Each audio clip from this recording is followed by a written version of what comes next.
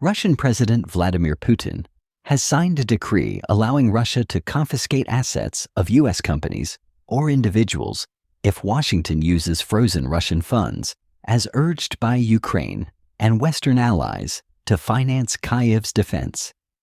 This measure comes as the issue takes center stage at a G7 finance ministers meeting on Thursday, May 23rd. Meanwhile, Russian troops are intensifying their offensive in Kharkiv, northeastern Ukraine, opening a new battlefront in recent weeks. The latest clashes have resulted in at least 7 deaths in the past hours.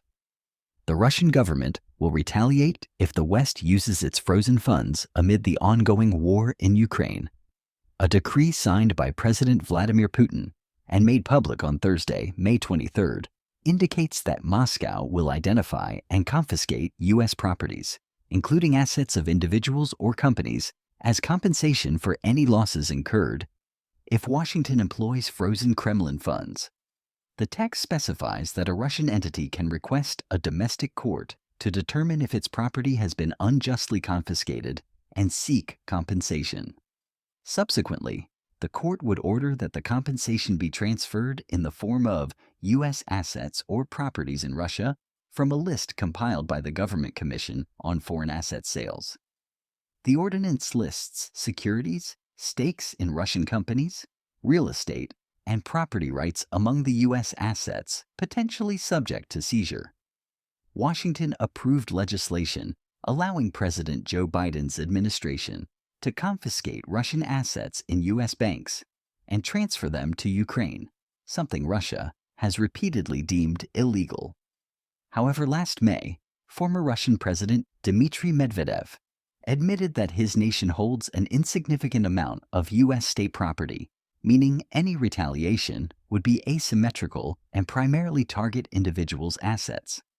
Still, Moscow warns it will not stand idle if its funds, blocked in both the U.S. and Europe in response to the invasion of Ukraine over 2 years ago, are used to finance military aid to the attacked nation. The Russian government's written provision was announced on the same day that G7 finance ministers, including the U.S., discussed the potential use of these Moscow assets as a central topic.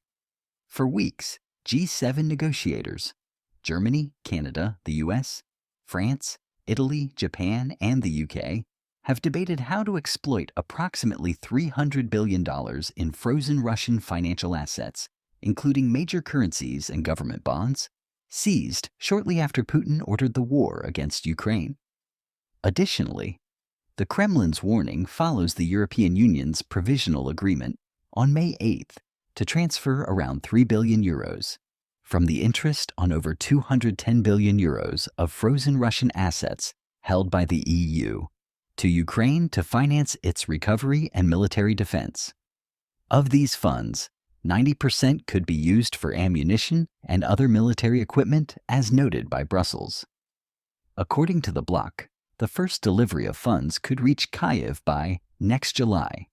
Western allies have taken steps in this direction as Ukraine faces a severe shortage of troops and weapons, particularly to bolster its air defenses, where it is at a significant disadvantage against Russia, one of the world's most powerful and numerous armies.